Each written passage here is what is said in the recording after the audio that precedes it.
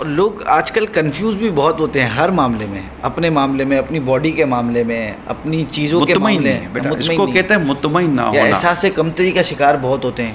مطمئن نہیں ہوتا ہے. اصل مطمئن پتہ بندہ مطمئن پتہ کیوں نہیں ہوتا؟ کیونکہ وہ اوروں کو مطمئن کرنے کے لیے جی رہا ہوتا ہے.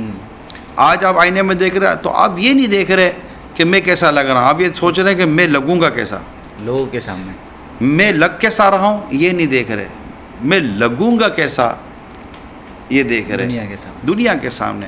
اب لوگوں اچھا ہے نا، ہر ایک کے دیکھنے کا اندازہ الگ ہے. آپ نے اتنی محنت کی کہ بولے یار آج اچھے نہیں لگ رہے، ساری محنت برباد ہو گئی.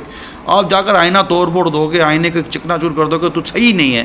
تیرے کو بولنا نہیں چاہتا کہ میں صحیح نہیں لگ رہا ہوں. یہی وہی کمپیریزن کر رہے ہیں نا، وہ سمجھتے اس سے بہتر کوئی ہے، اس کا اس سے بہتر کوئی ہے. اصل میں یہ کہ اسلام و دین نے جس طرح سادگی اختیار کرنے کا فرمایا نا، اگر ہم ایسا رکھیں نا تو انشاءاللہ کوئی کنفیوژن نہیں آئے گی.